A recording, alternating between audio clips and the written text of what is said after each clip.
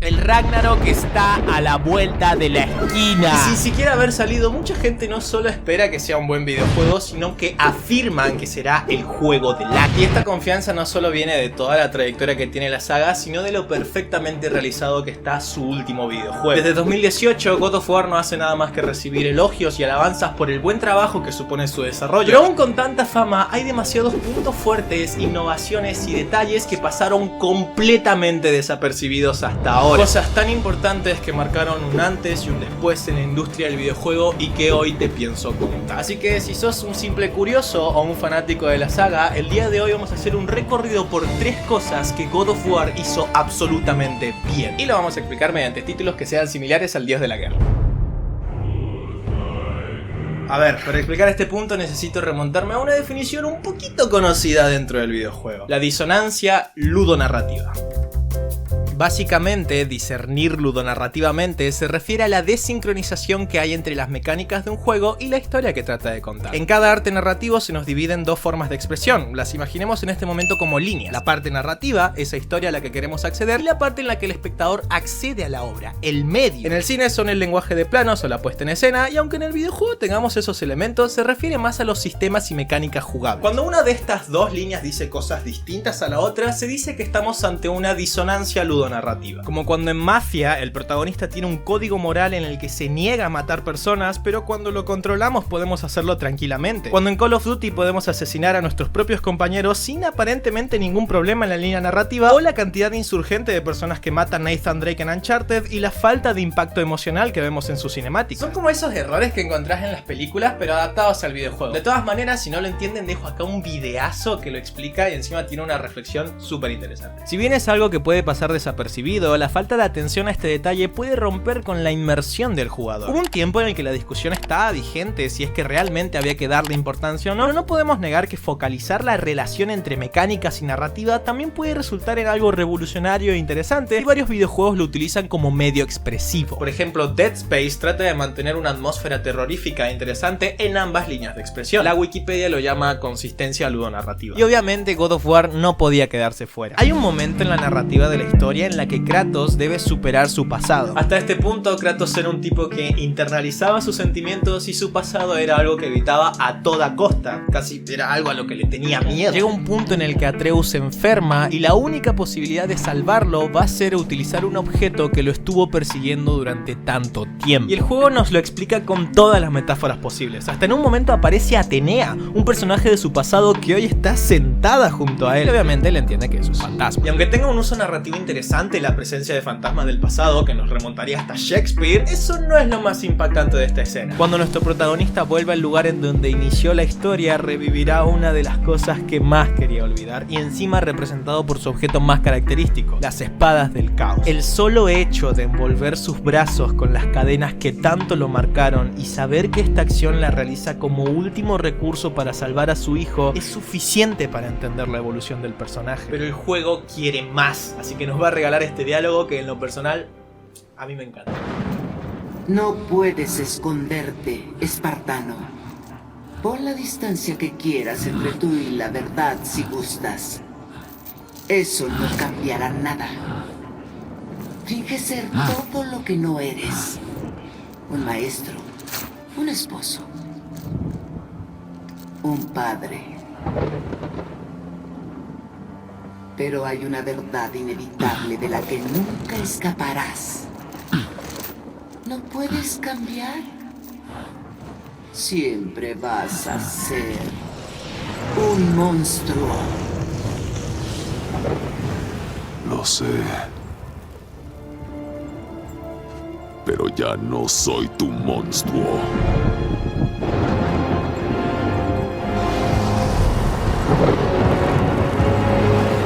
Con esa frase, Kratos destruye a Atenea, la cual simbolizaba su más grande temor. E inmediatamente después de eso, nos dejan jugar con las espadas del caos. Las espadas del caos significan una evolución en las mecánicas. Ahora podemos elegir con qué elemento jugar y cuál nos resultará más beneficioso para nuestro juego. Y esto lo hace en el momento justo. En el momento en el que el personaje evoluciona en la línea narrativa, también lo hace en la línea jugable, haciendo que estas 2 líneas se relacionen armónicamente entre sí. A ver, ya hice un video de esto, pero considero que repetirlo le da el doble de importancia. Si bien vimos que el videojuego se separa en dos líneas, la narrativa y la jugable, también puede separarse en la línea cinematográfica. Esos recursos que se utilizan para contar la historia en los momentos en los que no estamos jugando. Sony tiene varios videojuegos cinemáticos, así que es normal verlos sobresalir en este apartado. Una de las cosas en las que God of War innova es en el hecho de enunciar cinematográficamente a través de un único plano secuencia. Imagínate por un momento una película en donde su forma de contar la historia es la sucesión de distintos planos. Un plano de un personaje, otro del otro, planos en conjunto, planos de objetos. Todos estos planos están separados por un corte, pero logramos percibirlo como si fuera una unidad. Ahora, imagínate la misma historia, pero cada plano mencionado va a ser visto sin ningún tipo de corte, con la cámara moviéndose libremente, captando cada tipo de plano y cada información en la escena. Eso es un plano secuencia. No son muchas las películas que son rodadas enteramente en plano secuencia, principalmente por la sincronización y organización que esto requiere, pero cuando se logra, el efecto que resulta es muy interesante, logrando en el espectador interés y asombro por las mismas. No me quiero explayar mucho, pero adaptar este tipo de técnicas que ya son raras en el cine a un videojuego supone mucho más trabajo, pero tiene sus frutos. En Hellblade: Senua's Sacrifice se puede ver una cercanía con la protagonista al utilizar un plano secuencia. Al ser una obra en la que nos adentramos en la mentalidad y en el interior de la misma, esta cercanía se ve justificada por la técnica. God of War también la utiliza y por eso se siente muy distinto a otros videojuegos. Genera cosas como fluidez, entretenimiento. Hasta podríamos categorizar esos efectos que genera en dos. Uno es el efecto inmersión. El jugador puede estar pegado a la pantalla consumiendo la historia por horas porque la fluidez del juego hace a la experiencia mucho más inmersiva, ya que el plano secuencia no se limita a estar solamente dentro de las cinemáticas, sino que se extiende hasta la parte jugable. En ningún momento se corta la acción, sino que se extiende en el juego en vez de sentir cortes bruscos en la escena. Hablando de manera más técnica, la forma de realizar este efecto es eliminando las pantallas de carga, y esto lo hace de la siguiente manera. Cuando el juego necesita cargar un elemento, utiliza de telón o de pantalla de carga los momentos en los que los personajes están realizando un diálogo. Por eso que mi play despega cada vez que juego. Y el segundo efecto es el efecto narrativo. Al ser una historia que trata del vínculo entre dos personajes, necesitamos ver cómo su relación evoluciona con el tiempo. Es por eso que la historia está contada desde el punto de vista de los personajes. No el punto de vista literal, sino que en todas las escenas aparecen Kratos y Atreus. No hay una escena específica para que el villano cuente su plan malévolo, sino que lo iremos descubriendo junto a los personajes. Esto también provoca que el espectador sienta una cercanía muchísimo más fuerte con este par, ya que ir junto a ellos, descubriendo la información al mismo tiempo que ellos y sobre todo resolviendo problemas en el mismo momento que ellos, nos hace sentir como un tercero en la trama que los está acompañando en este viaje. Y es que posiblemente les haga ruido que trate a la historia como un viaje o como el vínculo entre dos personajes en vez de una lucha entre el bien y el mal, pero es que eso me lleva al siguiente punto.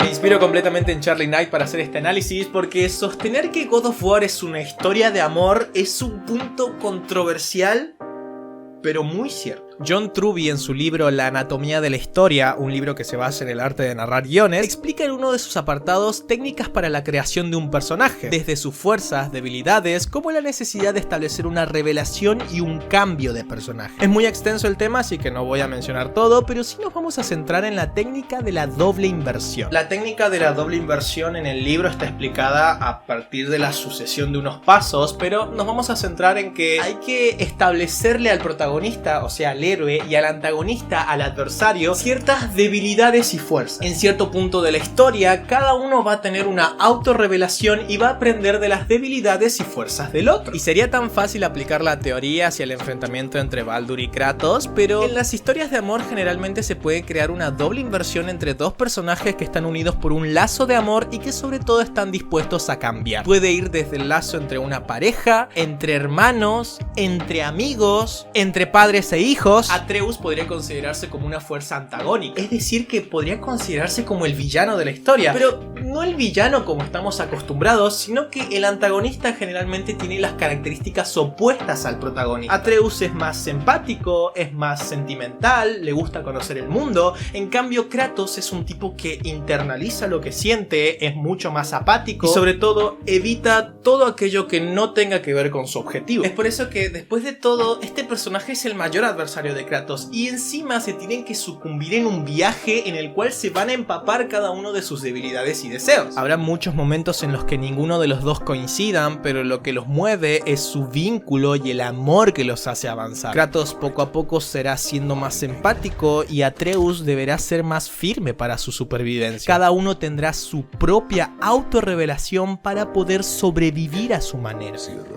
Y es por todo esto que God of War es una historia de evolución, de cercanía, de vínculo, un autorretrato, una historia de amor.